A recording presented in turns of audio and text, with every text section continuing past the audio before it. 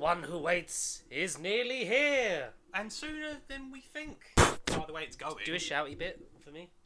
Ah! I'm waiting for you. I am the mighty one who waits, Doctor. I am Connor who waits. I'll close this window a little bit. So there's no noise. Hello everyone and welcome back. We are back. Yeah, No Bubble Podcast. We don't do numbers no more because fuck you. This is just an episode. Just one of them eps. Good old just one of them eps. This is serialised storytelling. So this is series 1. Series 1. This is season 1. Yeah, In more ways than one, eh? Woohoo! Oh, cheers to you, Connor. You don't have a drink, but I do. I have a screwdriver. Cheers. Ah, 'cause yes. Very good, dear boy. I had no idea what that was, but yeah. A lot has happened since we last convened in this here presence. If you're new to this, and you might be because this is kind of like a bit renewed, have I? No Problem Podcast. I'm George. He is, Connor. and we talk about. Stuff. No, movies. Technically, it is stuff. Yeah. Big stuff. Entertaining stuff. Movies, Yeah. comics, TV shows, and more. See it now. We had a couple months off because my computer shit the bed. It allowed us to have a little respite, Little respite. we had a bit of a holiday from this. And homecation. a homecation. A staycation. Yeah. We worked from home. Well, Yeah. WFMH. What? Sounds like a radio station. Yeah. But we're back, obviously, to coincide with the release of Doctor Who, eh? Who? Doctor Who! Who? Season 1. We'll be joined by fabulous guests you've seen on Twitter because it's the most engagement we've ever got with the page. You can see on TikTok because it's probably some of the most engagement we got with the page. And here, YouTube, and the soon-to-be, hopefully sorted out by the time this is released, the audio format as well, eh? Because the videos are coming back, like we said. It will be video, YouTube, audio, everywhere else. And it's nice to be back, Connor. It is nice to be back. Thanks for coming back. Thanks for remembering where we live. I know that was a question. I really had to thought long and hard. It was almost like the Doctor many, many moons ago, where he almost dropped Susan at Heathrow. Almost dropped Susan at Heathrow. Yeah, but that was many Heathrows. We don't even know what happened to Susan. We never knew what happened to Susan. Where we're standing will be Wyoming. Yeah, we're not catering for the Disney Plus audience, are we? Obviously, we have missed out. When was it? 27th of March. March. Yes. Yeah, March. We've missed out on a lot of pop culture stuff. You're fucked if you want an opinion about it because nothing's going to happen. Good luck, mate. Connor's seen If. It was. If only it might have been better, but no, I liked it. I liked it. It hasn't left my mind, but it was baffling. Connor, have you seen Kingdom of the Planet of the Apes? Not yet, but by the time this is out, I would have. Okay. Yeah. We're gonna. Should we make an assumption? It's good. It's gonna be.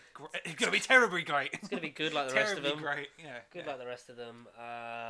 What else has come out? At the minute, Furiosa is like 2 weeks. Furiosa's 2 weeks. That will probably be maybe good. Better than Fury Road.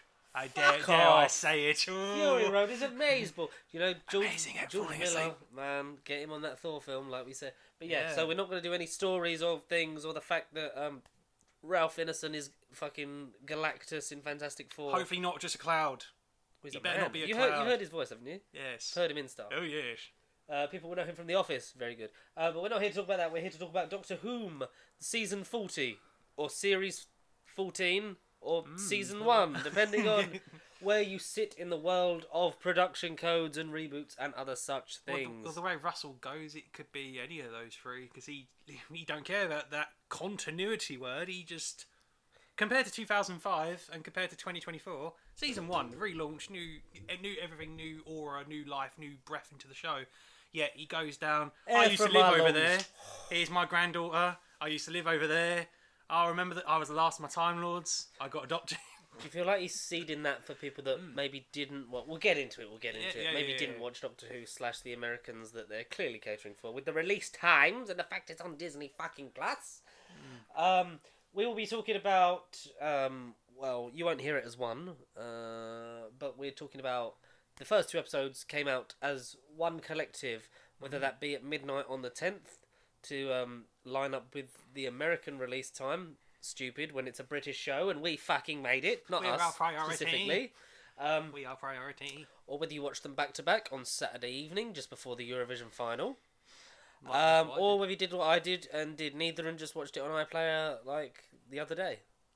Mainly because having a child, once as there we was all know, there as was most of us know. yeah, as most of us, I know, I definitely know I did that. There was no way I was staying up till midnight because if my kid's asleep, it's not long before I'm going to sleep. Plus, I was watching Clarkson's Farm. What can you do? And Saturday was a friend's birthday party, so I could not watch it live on the broadcast on the British Broadcasting Corporation channel number 1. So I watched it on iPlayer. It's a shame. I wanted to.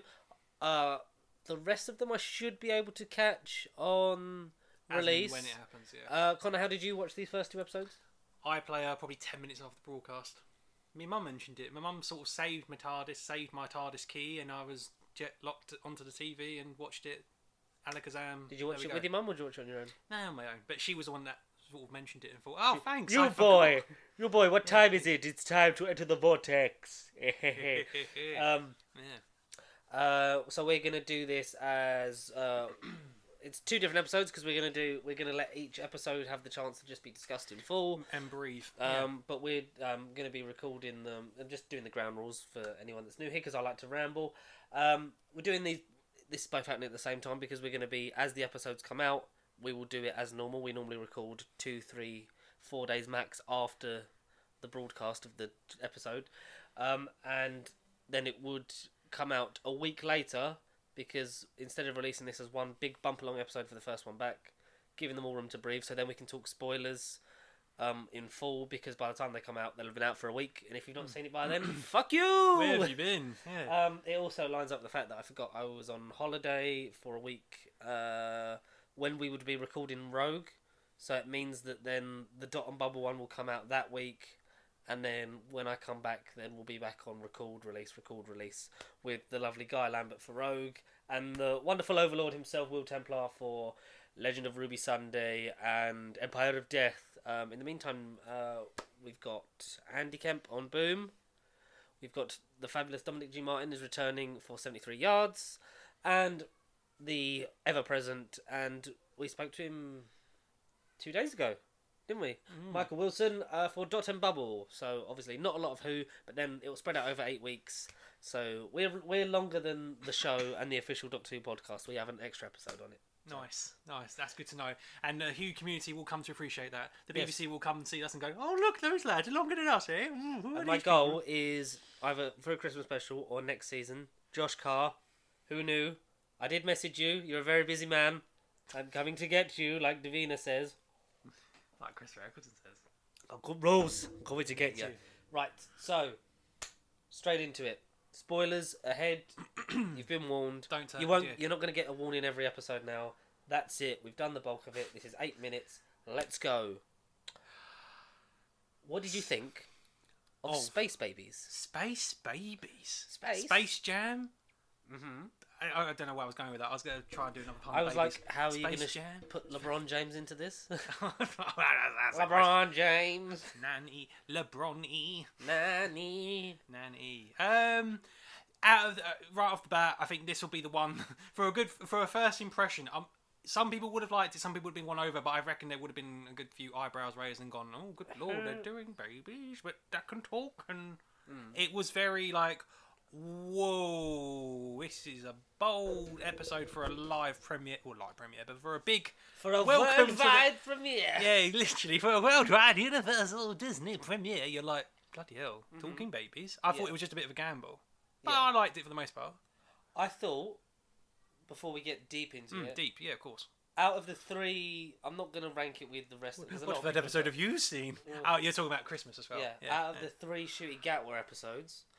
because I'm not going to rank it with the whole specials because a lot of people have done that so far, and it's not fair to sort of be like it's still Wild Blue Yonder.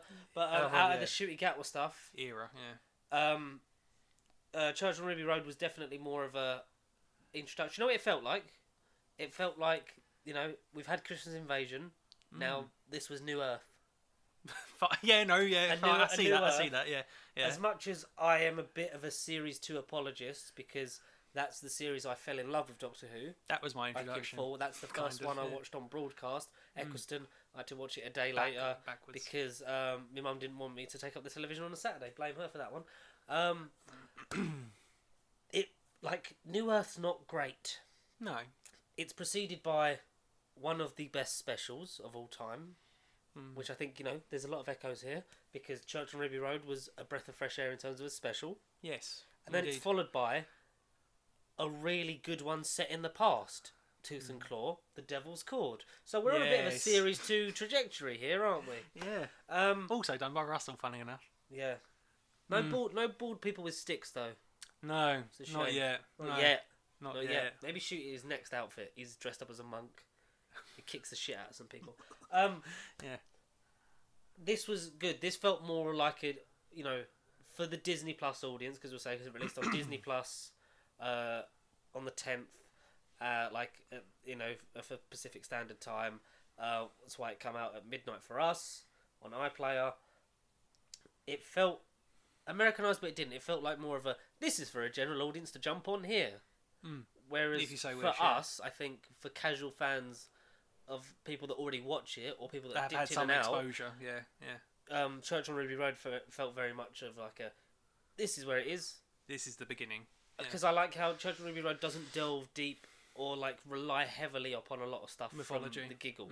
It's references to, I don't know where I'm from, and it's nice little things like that. Whereas this is I was adopted and left here. Yeah, my road is down over there. I lived down Totter's Lane with my granddaughter Susan 50 years ago. But we're not allowed to go there because some bastard's keeping the copyright to that serial. Yeah, exactly. So we can't actually show it right now. Yeah, over there. You see the White Cliff of Dover. I hung over there with an umbrella once, where I was Scottish and I had a hat on. Literally a cliffhanger. Yeah, literally, I was a walking cliffhanger. Yeah, it was good. Do you know what? I like the dynamic of Shooty and Millie. I adore the dynamic. I mean, we sort of said that with the Christmas episode best anyway. Friend. Do you know what it gives me? It gives me the best of all the worlds, not just both Hannah Montana. It gives me the best of the best mate stuff of Ten and Donna. Yeah. It gives me the best of that similar stuff with Dr. Amy, Rory, that whole dynamic of these are just people that adore each other both on and off set. Yes. And also there's a bit of the Clara Doctor matiness from 12 and Clara. And I'll say that there's obviously elements that it will feel similar, maybe Yaz and 13, they were to an extent, they were the best lineup in terms of that. We're not going back into that again, not again, not ever. The era feels remarkably different. I know we said we're 5-6 episodes into that era now, but the specials were very much sort of like an isolated incident. It was kind of like a landmark, and now we focus on this is what he's actually doing with the show again. Yeah. Some of the dialogue felt very generic, whether that's catering for the audience, whether that's scripts being done before Shooty was cast, because we know sometimes that happens. One of series 8 scripts, Robot of Sherwood, was originally written for Matt Smith, and you can feel that in the dialogue, because they've not tooled it all to Capaldi's Doctor, because it's still early days for him. This felt a bit let's write whoever, or if they'd have cast Shooty and not known how he was playing it, it felt like Russell had sort of gone, I'll just write some Doctor-y stuff. There's some great Doctor-y dialogue, there's some great moments, they basically remake the End of the World stuff with the viewing platform, the new spangly CGI, the phone. Yeah. Even the same joke about the bill. They do. But just sort of layered differently. I think it was good. I think it was safe. I think it was a very okay episode. I know a lot of people were a bit this is the worst Russell episode, followed by his best. And, there's always that in the fandom, because no one's ever happy in life. No, I wouldn't be I get if I was to show my mates this and they would just not just assuming they would just dislike it. But again, it would be one of those where some people just roll their eyes and go, "Oh, good God, why are you watching anything about babies? Man. Good God, man, why are you watching anything about babies? Oh, look, his mouth ain't real." And yet they're doing human voices, and some of the baby dialogue was fine, but then some of the baby close-up shots I thought, "Oh, that was awkwardly like lip synced," and you could tell that weren't the baby's mouth and whatever. Like if you really wanted to be techie and nitpicky. But I mean, you get that with sci-fi. You do get some really hit and miss concepts, and then you get some mind-blowing, like, oh my God, this is great concepts. For me, I think or speaking on behalf of some of the audience, I think this would be some people's limits, though, and go, I don't know. But and I just think for a worldwide premiere, I just think this was a bold one to kick it off with. I'm not saying it should have been a mid-season episode. You think it was more out there and zany for the basic audience? For first impressions, I think it would either be make or break. I think for some people. I feel like it was very sort of play to a generic crowd. Yeah. Because the second one then goes, and this is the bonkers shit we're gonna do. But and more in that later / next week. And if you feel a certain way about episode 1, you take one look at episode 2 and go, "Oh Lord, I'm not coming back." Maybe to some people. I'd like to know what the streaming numbers are, like specifically for Disney Plus and iPlayer, it going up there. Because the overnight was 2.5 mil. 2.5 mil for number 1. Well, they were back to back, so I assume that it would have, it would have been a lot of carryover, maybe a slight dip for episode 2. But then it probably would have picked up near the end anyway for everyone tuning into Univision, so maybe people just stuck with it. Yeah. Obviously, it's the lowest numbers ever. TV is consumed in a totally different way. You're never going to get 11.7 million again for like Voyage of the Damned. So what is terrestrial TV these days anyway? It's all just apps and subscriptions. And apps are reinventing cable television because they want adverts again. So and channels. Yeah. You break what you reinvent, and then you reinvent the same invention. Yeah. That was Shakespeare. Should we talk about Millie Gibson as Ruby Sunday? What's the deal, man? What do you think? We got another sort of impossible girl, girl who waited. Someone's waiting for her. Donna Noble. Coincidence drawing us together. Impossible girl. Martha's just Martha. She's amazing. We love you, Martha. Or do you know what I think? Or is she the ultimate red herring? Is she really evil?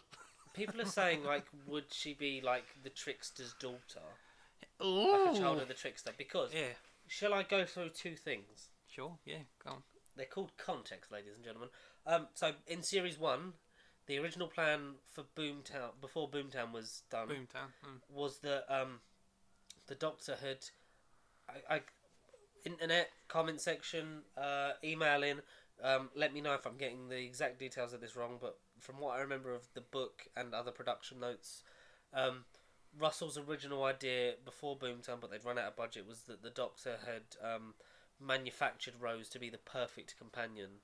Like he'd he'd kidnapped Rose and then sort of like brainwashed her or done something like to make her the perfect companion kind of thing, and was not the person that we actually met in episode 1, Rose. Like he changed her life and stuff so much that she wanted to travel with him. Basically along those lines. Combined with... how familiar are you with the Sarah Jane Adventures? I mean, yeah, I've not finished the last bit of season 4 and 5, but yeah, carry on. So yes. obviously, I know a lot about tragically short because of Elizabeth Sladen's passing. Yeah. She gets a child that's left on her doorstep. Lucas. Sky. And Sky, she keeps her, and then basically she's the replacement for Luke as Luke goes off. Yeah, he goes off to uni. It was going to be revealed later on in that season, had it played out, that Sky was a daughter of the trickster, sent obviously set up and change her life and basically do what the trickster does. Be an old scallywag and change her timeline. So people are suggesting is Russell combining those two lost plot points? Kind of. And that could be the Legend of Ruby Sunday. They're also playing into the fact that because of the salt stuff with Wild Blue Yonder at the edge of the universe where the barriers are a bit weak, Legend of Ruby Sunday, it's it's a place where myths and legends become real. The toy maker managed to break back into the universe. His army, exactly, as we see all we've later seen one on, of them, the rest of them on their way. Exactly, the one who waits. Yeah. There's always a twist at the end. Susan twist. Did anyone see that twist coming? I mean, we'll find out next episode, but yeah, that was a twist. I mean, I like there being a plot thread. These seem to be less obvious. Yeah, No, sort of more like, this is what we're going for. Maybe here's a woman that keeps appearing in these episodes. And Shooty keeps pointing out, like, oh, coincidences. It's always with you. Like, from Christmas, it was always, Never judge your mother. She was looking at me. I don't know who my mother was. Literally. Shooty's going to be on a board game set going, oh, yes, look. I hope by the time we get to Russell's next episode, it's a bit less hand-holdy and a bit more, right, let free reign, yeah. Here's the Doctor and Ruby doing whatever. Their thing. Yeah, doing their thing. I do, look, I'm getting, it's a petite young woman with a slightly northern accent, very good looking, dresses, very nicely. I'm getting so many Clara vibes that it's sometimes hard to tell my brain to stop screaming, because that does scare me, the Clara stuff. Like, not again. Oh, don't you like her? She's the best and you're stupid for not understanding her. Just never gelled with the character. I do a bit more as time goes on. It's called changing opinion, which we can all do. It's getting wisdom and just looking things from another perspective. But I thought some of Shooty's dialogue was a bit sort of like generic, and I was getting a bit like, oh, some of those are a bit like a Jodie sort of thing, when it was like, I'm going to sort of be over the top with this, and I'm going to do this. Like, he was a sonic screwdriver fucking dramatic point away from almost being in flux. Right, I see. Yeah. For me. Yeah. Not to say, like, I didn't like, I still like... His portrayal. He oozes the Doctor. I just want a bit less generic Doctor and a bit more of the Doctor that we see in the next episode. But obviously, we're saying so many good things about the next episode. We've got to say good stuff about this one. I thought it was good. I think it was directed well. I thought the visual effects were really good. Can we say thank fuck they fixed the intro? It's not just the random JPEG stuck on the fucking end. It fades in and like fades out. The logo is like Doctor Who, but it's black, and then it goes into like the navy blue colour. Yeah, and then the Who's in like the regeneration gold. Yeah. The music's still fucking out of sync, man. Every time. Like, it's doing the wrong bit of it before it then cuts to the thing. Like, we've seen their names and we're not even on the da-da-da. It's like, oh. That'll forever drive you mad. Other than Every that, single title sequence does something wrong. I'm just glad they fixed the actual logo bit at the end. Happy for that. Ecstatic. It was a really nice transition, like, from that to the TARDIS. And then out. And it looks great. That TARDIS set is still fucking gorgeous. The jukebox is great, and I love that TARDIS. You find it was weird that the Doctor immediately told Ruby, "Oh, Gallifrey destroyed. I'm adopted." And literally the first 2 minutes of the Time Lords. Yeah, that was basically series 1, 2, and 3 done in 2 minutes. Yeah, I didn't tell Martha any of this till episode 3. Yeah. I didn't tell Rose this until the end of episode 2. Oh, and here, have a key. Not to just jump right to the end, but here, have a key. I sort of told Donna this by what she overheard me saying to the Ragnos at Christmas. Yeah, exactly. I never told Amy on screen. She only mentioned it in Series 6. Yeah, exactly. You told me your people are all gone. Well, we didn't fucking see that. Missy, you're on my ship. Have a key. Don't think he ever told Clara. I still need to get past Series 7 on my rewatch. I still need to get past... It took a series and a bit for 13 to tell Ryan, Yaz and Graham, and we still don't know. I still don't really remember how much she did tell them. No. Every chance. But that was a bit sort of like, it was him going, alright, now here's the point in the universe we're at, because it was very, he's resetting it to how it was for him. Not exactly, like, the Timeless Children stuff still happened, and that's going to play in, because I love how in, like, the Christmas special it played into the fact of, well, I don't know where I'm from either. And that kind of drew them together like kindred spirits. Yeah, exactly. Two souls, yeah. I like it. So that will have a part to play. I just really... the fact of, here's me, where's Gallifrey? It's gone. He's a walking Q&A machine. Yeah. Ask me a question, I'll tell you the answer. Yeah. And some of the delivery on some of the things was a bit like, oh, you're shouty, man. And then it was like, no, there is... Yeah. I feel like there's a thing of like, he is... It's the seriousness that I think will define his Doctor more, because he is fun, he is energetic. Quirky, yeah. He's a bit... Do you know what he is? He's a bit David Tennant, but a bit sort of like, of mentioning the character here. He's a bit Captain Jack in terms of the fact that he's flirting with the universe. Fine, yeah, I see that. Like, and there's flirting. still the thing of like, he still wants to see the universe, but he's seen it like, 100 million days gone by but And he sees it again through their eyes. It's for days like this. It's for episodes like this. Is the That reason was why I a keep good bit. going. Yeah. Yeah, that was the moment. That was kind of like it that looks was always better through your eyes, and yeah. they're already hugging and like that. The dynamic of the best mate stuff is some of the best stuff with the Doctor companion, second only to like the kind of student professor,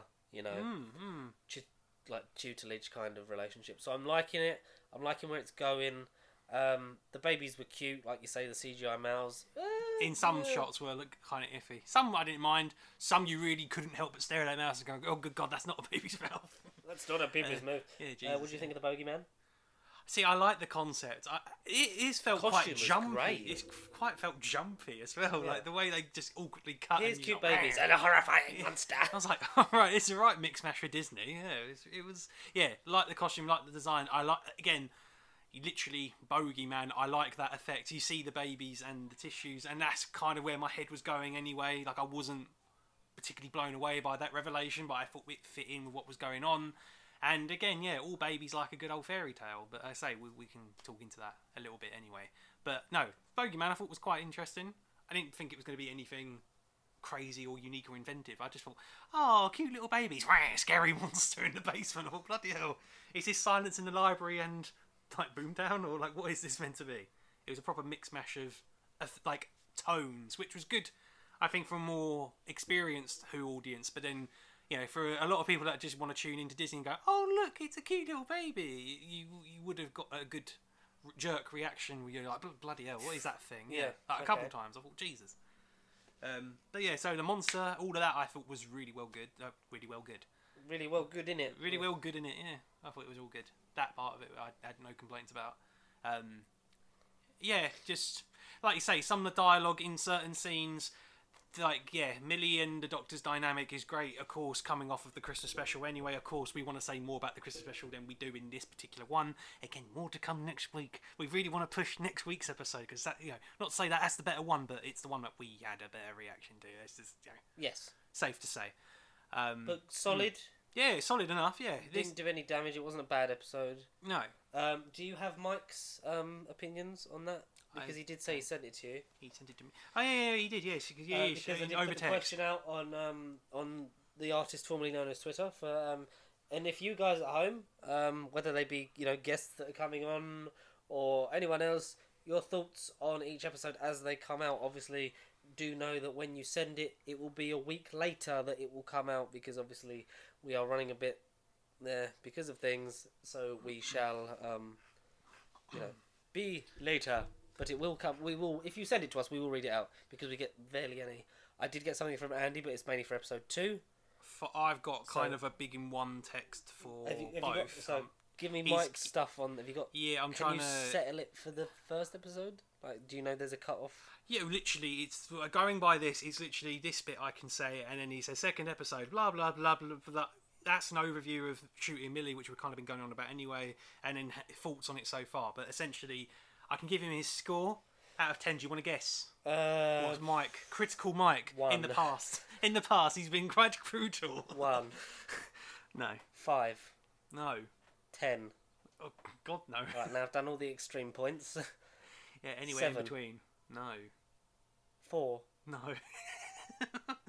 I was quite surprised at the 3. score, to be honest. No. 6? Yeah, 6. Oh. Yes. Everything in between. That was a fun little game. Yeah, 1, 4, Let's 5. give it a 6 out of 10. Oh, dear God, I'm sorry, boy. And then, like, the only real comments, initial thoughts, trying to be spoiler free, like, for both. First episode suffered from being 50% series exposition and about 20% RTD unleashing his worst pseudo Slytherin tendencies.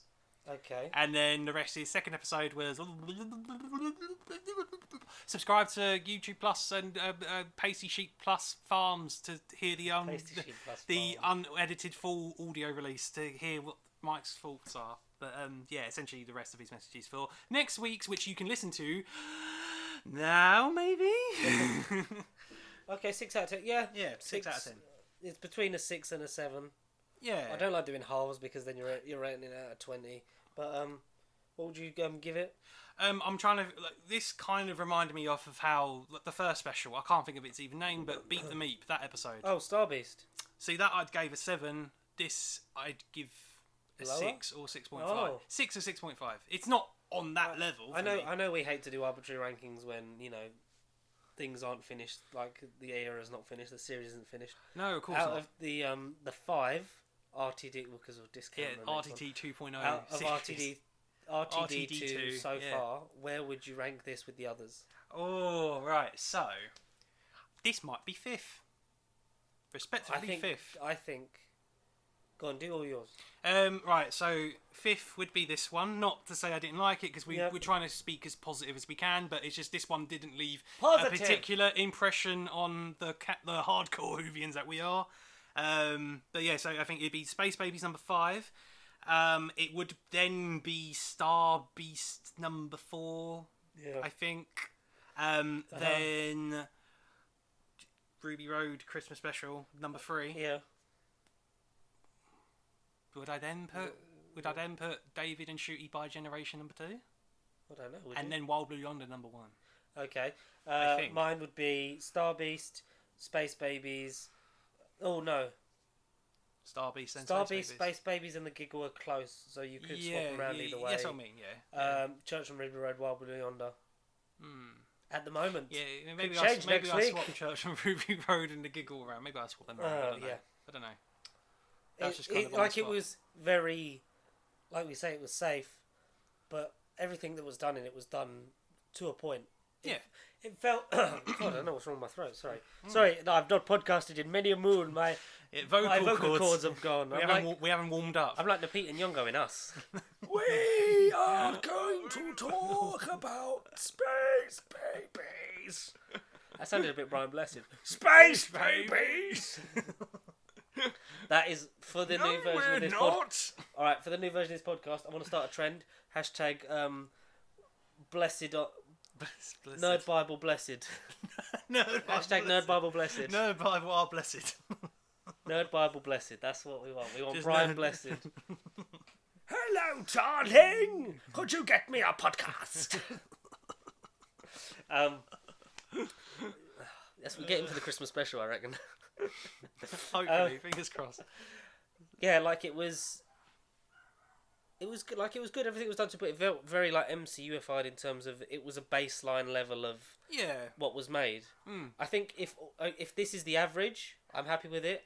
I hope that we're not just going to have a repeat of RTD1. I don't mean storylines. I don't mean characters. I mean, I want some more risks because as much as That's what I mean. you know, you could shit on the Moffat era more. There was some Literally, higher babies highs. winning this episode. Yeah, no, yeah. But no, I did enjoy it. You know, it was sandwiched between 2 really good Russell episodes. Exactly. It's kind of like Revenge of the Cybermen. You go from Genesis of the Daleks to that. Yes. I'm not saying Church on Ruby Road is anywhere near Genesis of the Daleks. No, It's a very but good I get Christmas special and a lot of absolutely what you fun, mean. but it's like... in between. Yeah, it's a series filler. Yet this is a premiere, which some might say that's a weak start point. But then, my God, episode 2. Can I ask you a quick question? Yes. Because we're going to wrap this up now. So I'm going to say also 6 out of 10. Yeah. You know, okay, I've said cool. similar things on that, We're so all we're kind of universal. unanimous Yeah. on that. I can't wait to see the arguments. Give us your RTD2 episodes so far from the free 60th specials, Church on Ruby Road, and the 2 openers. Give us all 6 so far. Yeah, please. Do it every series. Do it every time. Every series. Every time. Every week. Every time the new one from the series comes out, and tell us on what you would give it. But what the fuck was I saying, dear boy? Would you? Would I? Would you, I would you alone? have made any? Yeah, you alone. Right, you're Russell. Oh. Oh, brilliant. Yeah. Let's go. Yeah. Would you? You don't have to necessarily swap it episode 1 and 2 round, but would you have changed any order to the series? I mean, that's the thing. It's hard to say because we haven't seen Yeah, them. exactly. I want to comment, but we can't because again, we're not 6 weeks in our future or the human race's future. So we, like you say, we haven't seen the rest, so I can't really. But I think it would have been interesting to have Devil's Called be as the the opener. premiere, yeah, that well-read premiere, that would have been the good premiere episode. Yeah. Maybe you could have done Devil's Called, Boom, Space Babies. Because Boom, from the synopsis and from what it looks like on the Next Time trailer, a very sort of like it could have easily been like a, and here's the sort of okay one, because then it would have been like I think it'll be good. Yeah, I think. But it'd then, be fun. like, to save Devil's Called for them, and then next week, and it's like, fuck, that's the one we've been waiting for, because it's got the Yeah, Beatles. that's what I mean. It's got Jinx Monsoon as Maestro. Yeah. It's got the Doctor and Ruby in the 60s. We've known about fucking this episode attire. for too long. Yeah, when you Google Doctor Who, the and only the episode we Beatles knew comes about. up. Yeah, exactly. So, It's the like only you say, it episode- would have been wiser yeah. to save it. It's the later one on. we knew the title of. Yeah. It's the one we knew was definitely happening. Yes. Um, It would Yeah, have been man. wiser. but it's okay. It's not the worst series opener of all time. Oh God, no. I'd say it's it's a better lot than- worse. Better than New Earth. Mm-hmm. I'd say it's better than. So if Smith and Jones comes to mind, would you say it's better than Smith and Jones?